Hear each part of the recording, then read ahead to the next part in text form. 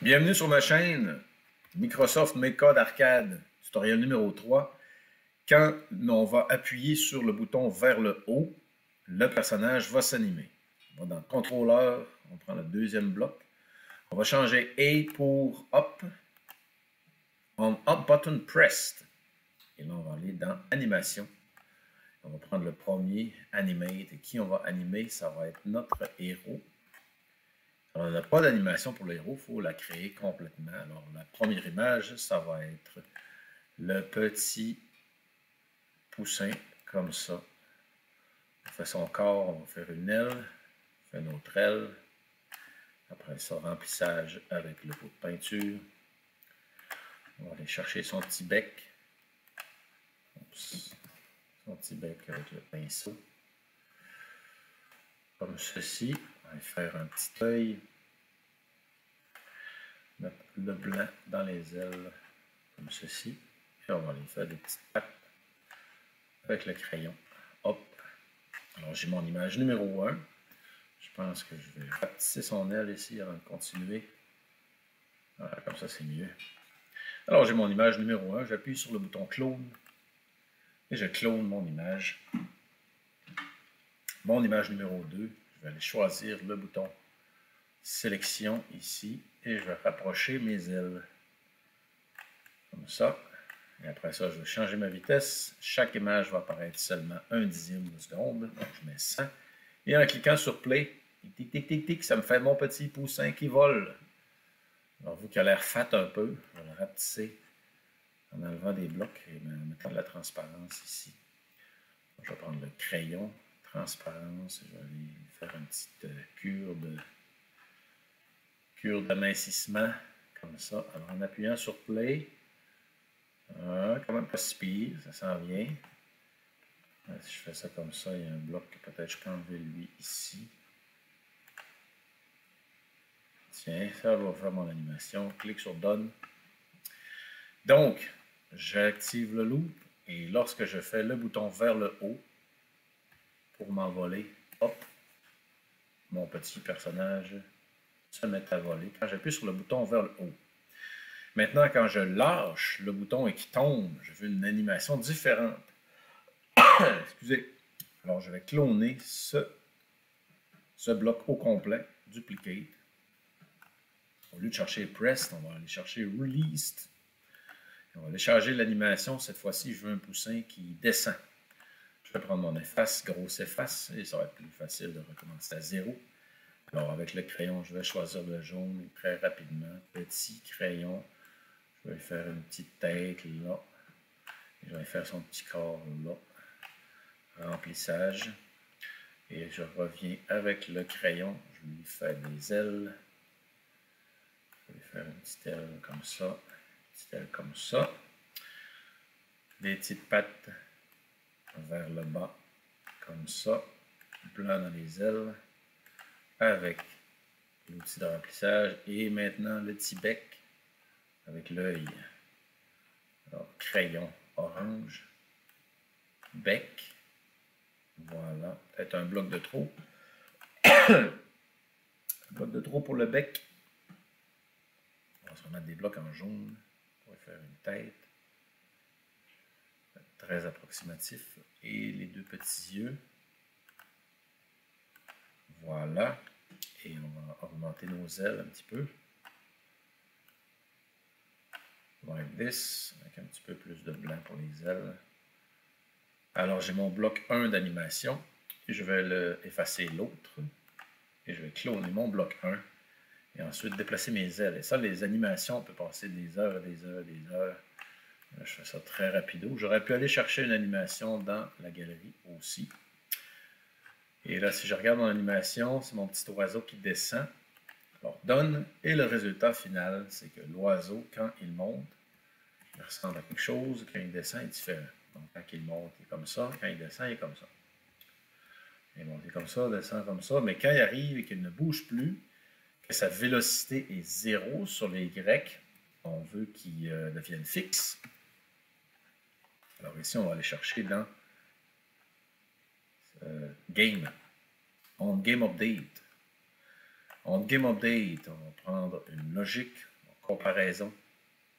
On va dire quand il n'avance pas dans aucun sens, il est complètement immobile, quand il ne fait rien du tout, voici à quoi je veux qu'il ressemble.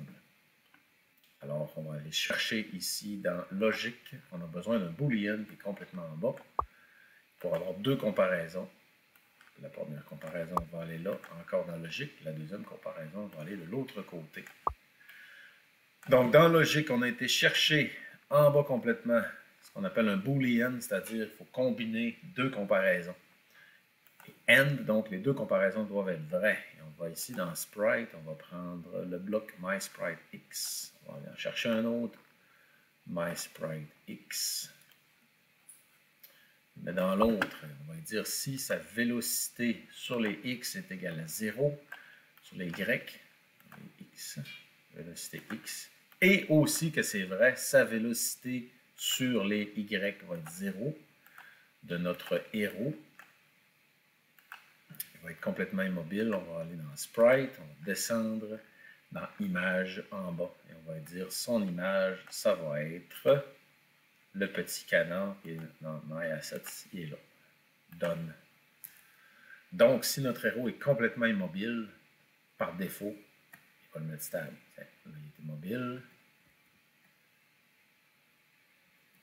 Si sa vélocité des X, Y est égale à 0, il est supposé être immobile. Ah, cette image velocity. Ah, j'ai mis accélération. J'ai fait une erreur. Vélocité Y. Bon. Me semblait aussi. Tiens, quand il saute, il est comme ça. Quand il tombe, il est comme ça. Et quand il ne bouge plus, vélocité Y, vélocité Y, set image to 0. Ah, tiens, j'avais une erreur ici, c'était héros. Bon, on va finir par être correct. Enfin, voilà. Et voilà. Donc, quand j'appuie sur Up, il change. Quand je lâche Up, il tombe. Quand j'appuie sur Up comme ça, quand je lâche Up, il fait comme ça. Puis le même, fait le même. Quand il ne bouge plus, il est sur... Je vais pas un ennemi encore. Quand il ne bouge plus sur la plateforme, il est comme ça. Up, down, plateforme. Up, down, plateforme. On peut aussi faire des animations pour le faire courir. C'est-à-dire, quand j'appuie sur vers la droite, il va activer une animation. Et c'est tout simple. On va cliquer ici, on va dupliquer. Et encore une fois, il y a différentes façons de le faire. Ça va être quand le right button pressed, on va le faire courir. On va cliquer ici sur Frames. Et je vais recommencer à 0. Donc, gros s'efface au carré. Voilà. On commence notre animation à 0. Le petit canon, on va aller voir dans My Assets. Est-ce qu'on avait quelque chose? Non, on n'avait rien qu'on peut utiliser. Alors, dans l'éditeur, on va prendre notre crayon, petit crayon, et on va faire le petit canard. Just like that. On va faire un petit bec, comme toujours, avec le crayon orange. Comme ça. Petit point noir pour l'œil. Encore un petit peu de jaune autour. Oups. Perdu son œil. Bon, on a notre première image. On va se placer des pattes. Et on va se placer les pattes tous les deux en position debout avant de le faire marcher. Ça va être notre première image. Deuxième image, on peut l'acheter. Bon, là, on a notre première image, on la clone. Et on est prêt à travailler la deuxième image. On va dire que cette petite patte-là, c'est en aller par en avant. Et la petite patte-là est en aller par en arrière. On va aller faire un petit effaçage comme ceci.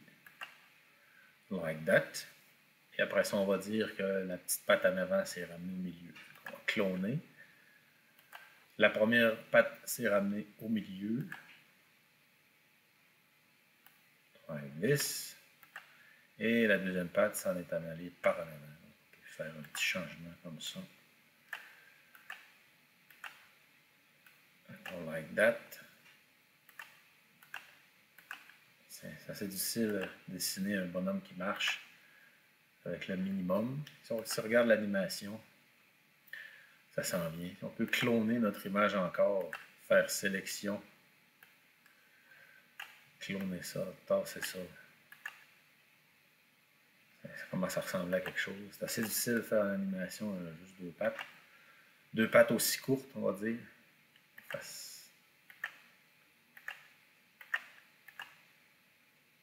Tiens, ça commence à ressembler à peu près à quelque chose. À peu près à quelque chose qui marche. Tiens, si je prends cette image-là, je la clone. Son clone est là, je la remplace avec l'autre. On va dire que c'est un canard qui marche. Pour les besoins de la cause, ça va faire. Donc, quand je vais appuyer vers la droite, il va y avoir un problème parce que s'il est déjà en train de voler, il avance, recule, avance, recule, et quand il ne bouge pas, il ne bouge pas. Avance, recule, saute, va par là.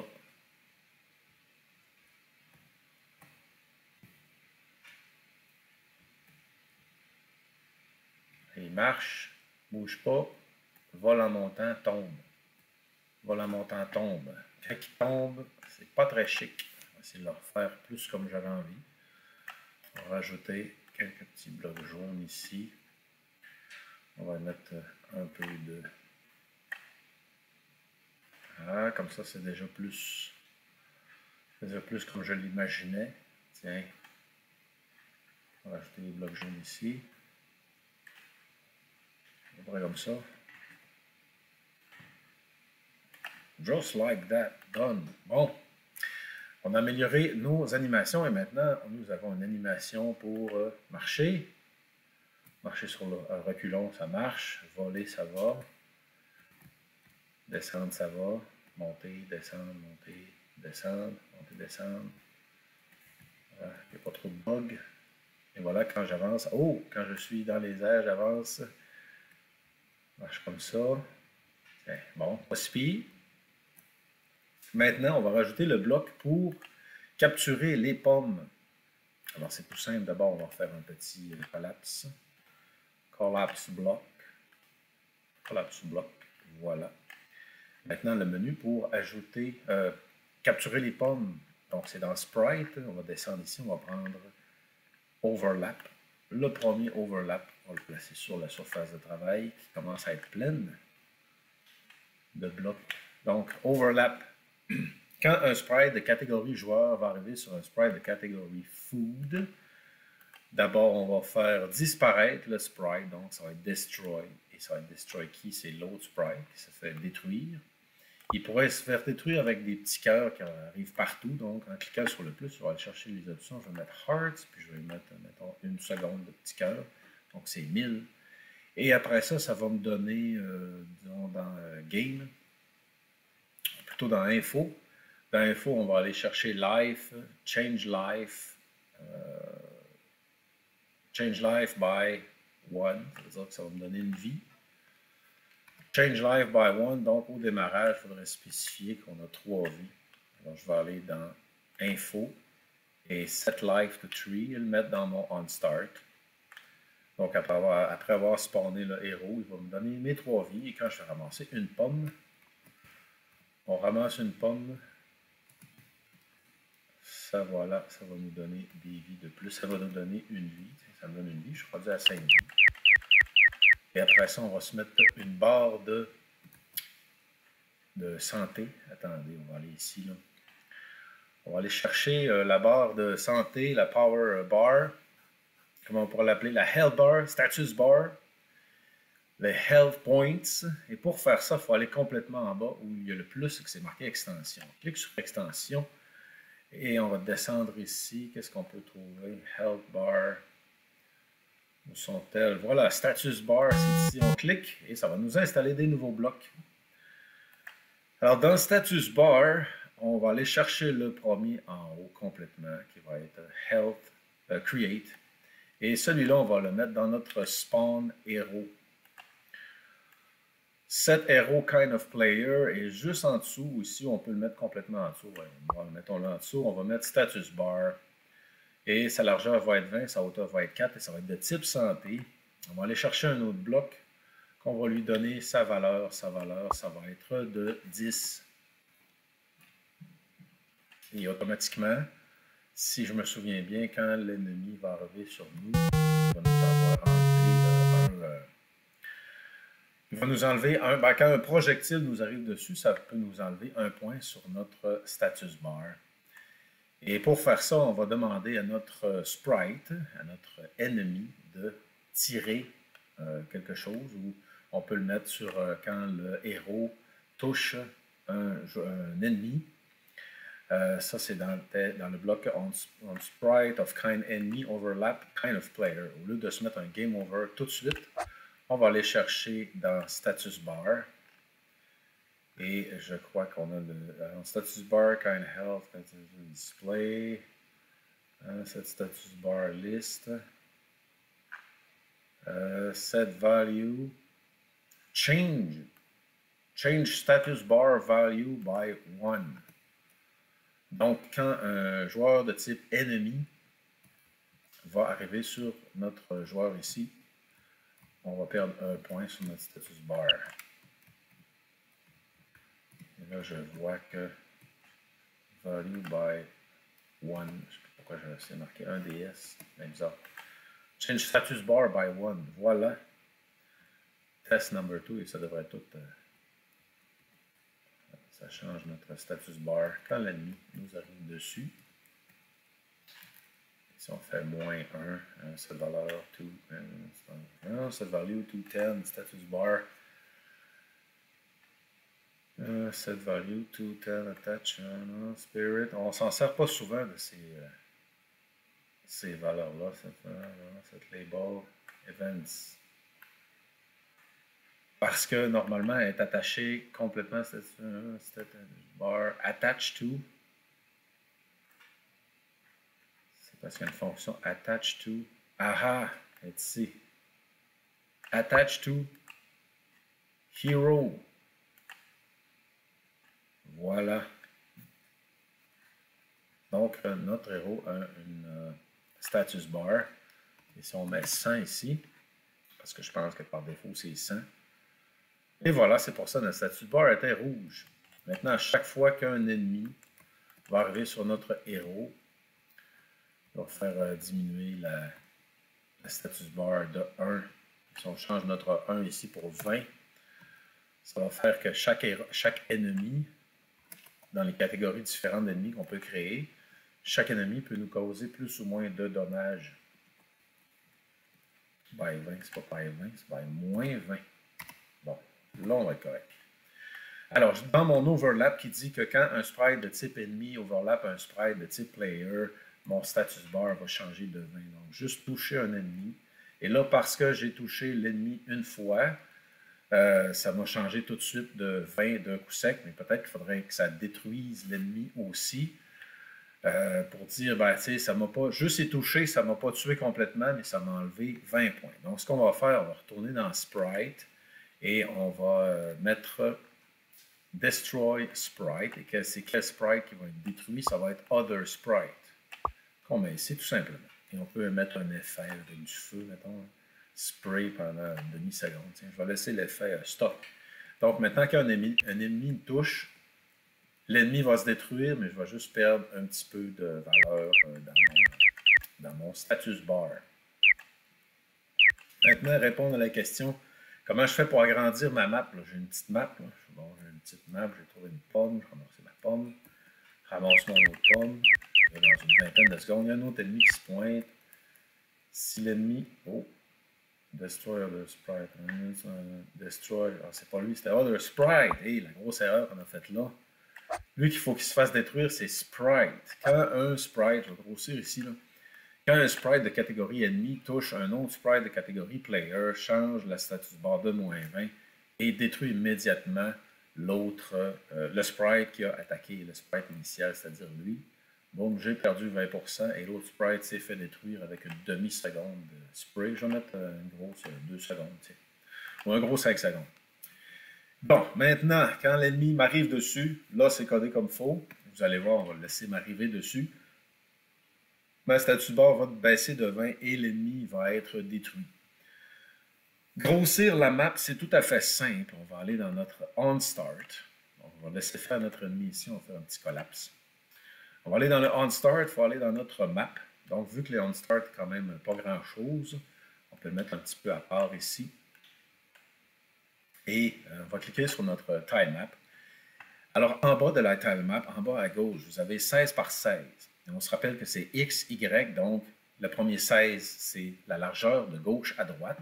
Et si j'augmente le premier 16 à 32, et on voit que ça nous donne le résultat. Si je change d'avis et je coupe, mettons, au début j'avais 16, là je voudrais 14. Regardez bien ce qui va se passer, c'est qu'il va raccourcir la map de la droite vers la gauche. Donc, on raccourcit notre page. On commence à écrire à gauche. Donc, le 0 est à gauche. Là, présentement, 14, c'est le dernier bloc. 14 blocs de gauche à droite. Il a coupé dans ce que j'ai fait. Je ne pourrais pas récupérer. Si je change d'avis, je peux aller faire one step back comme ça, one step back again.